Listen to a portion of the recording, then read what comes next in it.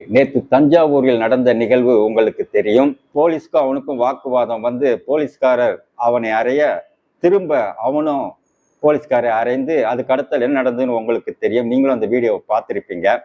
ஏதோ ஒரு குற்றவாளியை, கொலை குற்றவாளியை தப்பி ஓட முயன்ற ஒரு நபரை எப்படி வலுக்கட்டாயமா தூக்கணுமோ தூக்கி இழுத்து உள்ள வச்சு கொண்டு போயிட்டாங்க. அதெல்லாம் பார்க்கும்போது நமக்கு ஒரே பதட்டமா இருந்தது. பாவம் அந்த பையன் நிலைமை என்னவோ, நேராக போலீஸ்கிட்ட போய் மாட்டிக்கிட்டானே, அவன் ஸ்டேஷனில் வச்சு அவனை ஒரு வழி பண்ணிடுவாங்க, அந்த பையன் லைஃபே போச்சு அப்படின்னு சொல்லி தான் நம்மெல்லாம் பதறணும். காரணம், இன்னைக்கு போலீஸில் லாக்அப் டெத்தில் எப்படி நடக்குன்னு நமக்கு தெரியும். போலீஸ் அனுபவம் உள்ளவங்களுக்கும் தெரியும் உள்ள என்னென்ன நடக்கும்னு. 6 பிரிவின் கீழ் வழக்கு பதிவு பண்ணி இப்பொழுது நீதிமன்ற காவலில் சிறையில் அந்த பையனை அடைச்சிருக்கிறாங்க. அதாவது என்ன பிரிவுனா, அரசு ஊழியரை பணி செய்ய விடாமல் தடுத்தல் மற்றும் கொலை மிரட்டல்.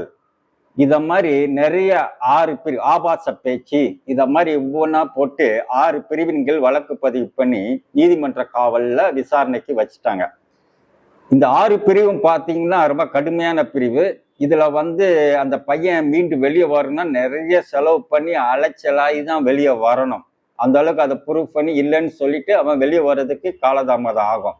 அதுக்கு கண்டிப்பா அவனுக்கு மன உளைச்சல்லாம் ஏற்படும். சரி, இவன் போலீஸ் ஸ்டேஷன்ல போய் மாட்டிக்கிட்டானே, அவனை ஏதாவது பண்ணிட்டாங்களா, எல்லாரும் பதறணும்ல, அதை பத்தி எந்த தகவலும் வரல. ஏன்னா அவனுடைய அம்மாவோ அவனுடைய லாயரோ அவனை வந்து ஜாமீன்ல எடுக்கிறதுக்கு இப்போ அப்ளை பண்ண முயற்சி செஞ்சிருப்பாங்க.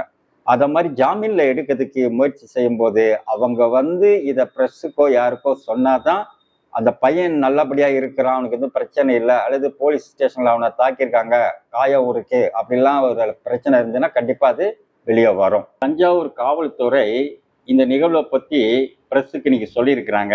என்ன சொல்லியிருக்கிறாங்கன்னா, தஞ்சாவூர் மாவட்ட காவல்துறை வெளியிட்ட விளக்கத்தில் அளவுக்கு அதிகமான பல பிரயோகம் செய்யப்படவில்லை என்று மறுத்துள்ளது. சாலை மறியல் போராட்டம் நடந்த இடத்தில் ஏற்பட்ட சட்ட ஒழுங்கு பிரச்சனையை கட்டுப்படுத்த மட்டுமே குறைந்தபட்ச சக்தி பயன்படுத்தப்பட்டதாக காவல்துறை தெரிவித்துள்ளது. அரசு ஊழியரை பணி செய்ய விடாமல் தடுத்தல் மற்றும் கொலை மிரட்டல் விடுத்தல் உட்பட 6 பிரிவின் கீழ் ஆகாஷ் மீது வழக்கு பதிவு செய்யப்பட்டுள்ளது. தஞ்சாவூர் மேற்கு காவல் நிலையத்தில் விசாரணை நடத்தப்பட்ட பின்னர் அவர் நீதிமன்ற காவலில் சிறையில் அடைக்கப்பட்டார் என்று விளக்கம் கொடுத்திருக்கு. இன்னொரு கேஸும் அந்த இளைஞர் மேல இருக்கான். ஏதோ பெண்ணோட லவ் மேட்டர் ஏதோ தெரியல, அந்த பொண்ணு ஏதோ வழக்கு கொடுத்திருக்கு, அது மேலேயும் இருக்கான், அது நிலுவையில இருக்கான் அப்படின்னு சொல்லியிருக்கிறாங்க. ஸோ காவல்துறை விளக்கத்தை சொல்லிட்டாங்க. நம்மளுடைய விளக்கம் என்னன்னா, நேற்று இந்த வீடியோவை பொது ஜனங்கள் எல்லாரும் பார்த்துட்டாங்க. நமக்கே தெரியும் இதில் என்ன தப்பு இருக்குது, என்ன விஷயம்னு. ஆனால் இந்த வழக்கை பாருங்கள், 6 பிரிவின் கீழே கொலை மிரட்டலாம், ஆபாச பேச்சா, வேலை செய்வதை தடுத்தலாம், இன்னும் 3 விஷயங்கள் சேர்த்துருக்குறாங்களாம். அவ்வளோ ஸ்ட்ராங்காக சேர்த்துருக்குறாங்க.